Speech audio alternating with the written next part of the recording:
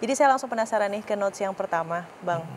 Di situ saya baca, dulu saya malu punya ayah montir mesin tik dan ibu tukang jahit. Setelah mereka meninggal, saya baru memahami nilai seseorang bukan diukur dari pekerjaannya. Itu kisah pribadi Bang Andi. Iya, kalau ini pasti kisah pribadi karena sebagian besar orang udah tahu bahwa ayah saya adalah seorang montir mesin tik. Datang masuk dari kantor satu ke kantor yang lain, menawarkan jasa. Apakah ada mesin tik yang rusak yang bisa saya perbaiki? Nah, kalau ada yang rusak biasa diperbaiki di situ kalau servis saja. Tapi kalau rusak memang dia bawa pulang ke rumah. Nah, bawa pulangnya itu ya naik angkot karena ini situasi dan kondisinya di Jayapura ya. Nah, pada saat seperti itu karena Jayapura bukan kota besar, kota kecil, maka sering di jalan tuh saya berpapasan dengan ayah. Kadang-kadang saya udah lihat ayah saya datang dari arah sana, saya datang dari sini pulang sekolah misalnya. Nah, itu biasanya saya menghindar. Apalagi kalau saya bersama teman-teman. Karena ada perasaan malu bahwa itu ayah saya. Hal yang sama saya rasakan ketika saya lebih kecil lagi, usia 13 tahun. Sebelum saya bertemu ayah saya karena ayah dan ibu berpisah, kemudian setelah dewasa atau remaja saya baru ikut ayah. Tapi waktu saya ikut ibu, ada perasaan malu juga karena ibu saya itu tukang jahit di rumah. Nah, kondisi itu yang membuat saya merasa malu. Tapi setelah dewasa seperti sekarang ini ya, apalagi setelah jadi jurnalis, saya merasa Tuhan, kalau dulu saya marah pada Tuhan karena saya anak bungsu, kenapa lahir ketika orang tua miskin, tetapi setelah jadi jurnalis, apalagi setelah di KKND, saya bilang Tuhan terima kasih. Hari ini saya bersyukur. Mengapa begitu? Karena rupanya sejak kecil Tuhan sudah menempa saya sedemikian rupa. Dan kemudian ditambah lagi dengan ada acara KKND, saya bertemu dengan orang-orang kecil yang luar biasa, yang dalam keterbatasan mereka, baik ekonomi maupun pendidikan, mereka berbuat baik dan memberikan nilai-nilai pada anak-anak mereka. Nah, itu yang saya rasakan sekarang. Saya bilang, oh iya. Second notes nih, berbicara Apa tentang itu? lentera jiwa. Waduh, Lentera jiwa. ini gimana gitu ya, lentera jiwa, Iya. menerangi. Kita bacakan ya notes lengkapnya. Saya beruntung menemukan lentera jiwa atau passion dalam dunia tulis-menulis, sehingga bekerja sebagai jurnalis bagi saya ibarat rekreasi. Kebahagiaannya jadi berlipat karena untuk melakukan kesenangan itu saya dibayar. Berbahagialah orang yang sudah menemukan lentera jiwanya. Nah, ini berawal dari seringnya dulu diminta untuk bicara di kampus-kampus. Kemudian kalau bertemu dengan mahasiswa, itu mulai terasa itu. Banyak sekali mahasiswa yang tidak bahagia. Kenapa tidak bahagia? Karena mereka sedang menekuni bidang yang mereka tidak suka. Jadi banyak anak-anak muda seperti ini yang nggak tahu. Dia belum menemukan lentera jiwanya, passionnya. Jadi dia ikut arus saja atau terpaksa karena orang tua. Nah, padahal nanti di ujungnya, ini waktu itu ya sebelum ada disruption ini ya. Jadi pada ujungnya mereka yang sudah menderita sepanjang perjalanan itu, kalau dia hatinya nggak pengen jadi dokter, tapi dia harus masuk ke kedokteran, ujung-ujungnya kan dia harus jadi dokter juga, bekerja di rumah sakit atau buka praktek sendiri, tapi nggak happy. Sampai mati dia nggak pernah mendapatkan kebahagiaan di situ. Ini tragis sekali. Dan ini bukan main-main. Saya merefleksikan itu pada diri saya. Oh Tuhan, beruntung sekali aku. Kenapa? Karena walaupun orang tua dulu masukin ke STM, jurusan mesin, tapi akhirnya bisa jadi wartawan sesuai dengan lentera jiwa. Lentera jiwa ini ditemukan oleh guru ya waktu kelas 4 SD. Dia bilang, Andinoya kamu pintar menulis, sebaiknya kalau kamu dewasa kamu jadi wartawan. Ya, yang waktu itu saya kira hartawan, sehingga saya bilang ke ibu saya ingin jadi hartawan. Karena ibu saya bilang hartawan itu orang yang uangnya banyak. Tapi di sisi lain begitu menemukan passion, bukan semerta-merta segala sesuatunya jadi mudah dan instan. Ini menuju ke notes berikutnya. Saya tidak percaya sesuatu yang diperoleh secara instan tanpa melalui proses akan langgeng, justru akan cepat hilang begitu. Jadi proses tidak akan mengkhianati hasil, intinya gitu kan? Betul.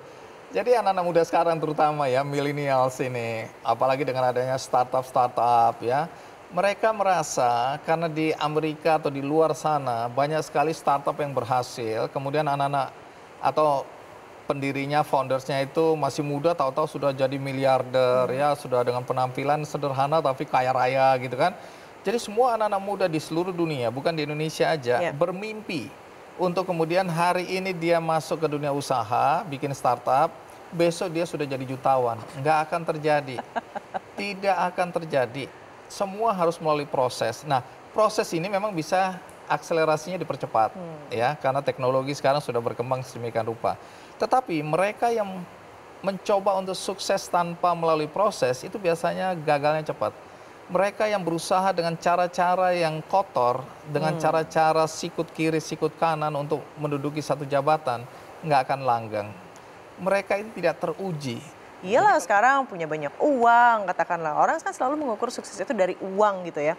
Tapi ini ada yang lucu, arti sukses bagi Bang Andi adalah ketika apa yang saya lakukan memberikan dampak positif. Bukan hanya untuk saya, tapi juga untuk banyak orang. Ini berarti bukan hanya sekedar materi belaka dong. Iya, menarik. Kenapa saya tulis ini? Karena sekali lagi saya melihat ada satu tren. Sebenarnya tren ini sudah terjadi sejak dulu, tapi sekarang mulai terlihat, apalagi anak-anak muda yang merasa bahwa ukuran sukses itu semata-mata adalah materi. Kalau dulu kita sukses kan jabatan ya, dan ini anak-anak muda sekarang nggak penting jabatan, tapi bagaimana dia bisa sukses dan jadi kaya raya, jadi jutawan, miliarder dan seterusnya. Nah ini saya melihat tren ini masih begitu kuatnya. Tapi apakah itu salah? Nggak ada yang salah di sini. Semua orang pengen kaya. Ya. Siapa yang nggak kepengen kaya ya? Tapi apakah cukup sampai di situ? Saya kan kadang merenung ya. Seberapa cukupnya uang yang kita miliki baru kita berhenti atau merasa cukup? Cukup. Nggak pernah itu. Begitu kita dapat uang, kita merasa masih belum lagi, masih belum dan seterusnya. Jadi jangan heran kalau banyak sekali orang korupsi ya. Padahal kita lihat udah kaya raya. Kaya, Sementara betul. kita lihat banyak orang yang masih menderita, tapi orang yang sudah kaya raya masih juga mencuri Greed. hak orang lain. Ada ketidakpuasan. Nggak akan selesai kalau kita mengejar materi. Denlock kemudian menyimpulkan ada satu tahapan lagi. Setelah kita punya materi, terkenal, ya didengar omongan kita, ada satu tahapan yang dia rasakan. Dan itu kemudian, oh ya aku juga merasakan itu. Apa itu? Ketika ayahnya meninggal, dia merasakan penyesalan yang luar biasa. Itu mengubah pandangan dia tentang arti kebahagiaan di dunia ini. Bukan semata-mata materi, ada yang lebih dari itu.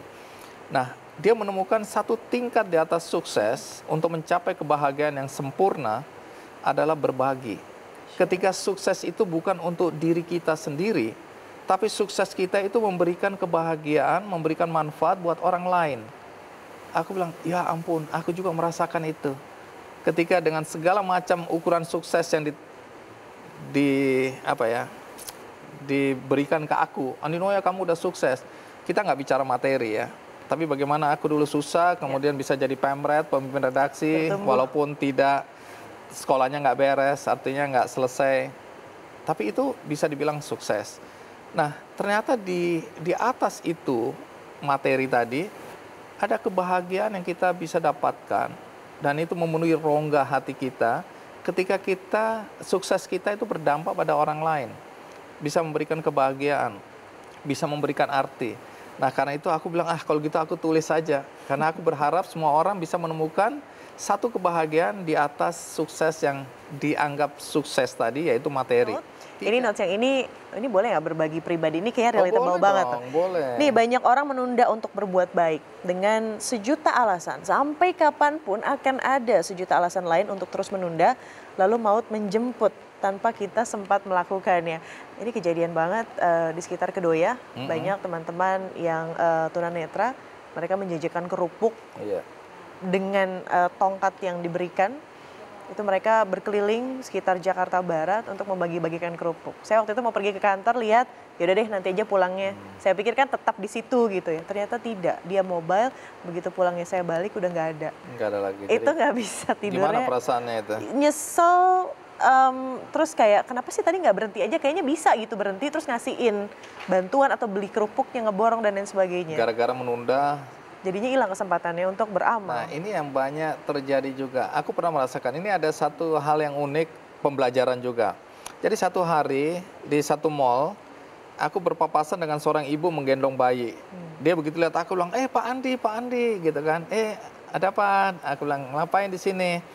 Oh enggak Pak Andi, saya dan anak saya tadi baru saja ke kantor Menpora. Karena suaminya ternyata atlet, lagi sakit. Nah, dia datang ke Menpora atau kantor Kemenpora untuk mengambil ada honor gitu ya. Tapi katanya nggak ketemu dengan orangnya. Jadi dia sendiri bingung, kelihatan agak gelisah dia kan. Terus dia bilang, Pak Andi, saya belum makan. Boleh nggak Pak Andi? Pak Andi kasih saya uang makan. Dek, karena ini di Jakarta, saya langsung pikirannya udah, jangan-jangan saya ditipu ini. Modus gitu. Ada perasaan ego, aku nggak mau ditipu gitu, mentah-mentah. Goblok amat aku kalau bisa ketipu sama yang begini. Jadi sambil mikir saya bilang, ya Bu, sebentar ya. Gitu. Terus aku jalan sambil mikir ini, aduh ini tadi ini ibu ini nipu atau tidak, nipu atau tidak, nipu atau tidak, begitu. Sampai aku duduk ketemu teman, hatiku bilang, kalaupun dia mau nipu, nggak apa-apa, aku akan tetap kasih. Berangkat, kejar lagi aku kan, kembali lagi balik, ibu itu udah nggak ada. Perasaan itu menyesal luar biasa. Aku bilang, kenapa nggak kasih aja? Ya tapi bagaimana kalau ternyata dia penipu? Sudahlah Andino ya, kalaupun dia menipu kamu, udah itu urusan dia sama Tuhan. Tapi paling tidak kalau itu beneran, kamu sudah menyanyiakan, kamu sudah membiarkan orang menderita. Dan menyesal sampai hari ini. Jadi kalau Widya tadi cerita tentang tukang kerupuk, penjual kerupuk, itu juga terjadi. Nah banyak orang, kalau aku tanya, kamu udah berbuat baik apa? Tunggu dulu dong, gajiku masih kecil, aku aja masih butuh, masih miskin, gitu kan? Terus kapan? Ya nanti kalau gajiku naik, baru aku janji. Nah, tapi begitu gajinya naik, aku bilang, gaji udah naik, gimana? Udah mau berbuat baik, berbagi? Tunggu dulu dong, aku kan belum punya motor. Oke, begitu dia beli motor, udah beli motor nih, ayo udah mau berbuat, tunggu dong, aku kan baru punya motor, belum mobil. Dia beli mobil, nanti kalau tanya, udah punya mobil, berbuat baik dong, berbagi. Tunggu dulu, aku belum punya rumah, dan seterusnya, dan seterusnya, dan seterusnya. Dia hanya menunda-nunda waktu, dan bukan apa-apa ya. Kita nggak tahu umur kita. Kita kan selalu harus berpikir bahwa umur kita hari ini, mungkin besok kita sudah tidak ada. Jadi berbuatlah baiklah setiap hari. Supaya kalaupun kita tiada, kita sudah berbuat baik dalam hidup kita. Nah, banyak orang yang menunda-nunda sampai kemudian ajal menjemput. Jadi dia tidak pernah berbuat baik dalam hidupnya. Nah, ini yang aku ingin ingatkan dalam notes tadi. Ayo, kita berbuat baik, kita berbagi kepada sesama sebelum ajal menjemput. Jadi itu yang saya tanamkan dalam notes yang saya buat tadi.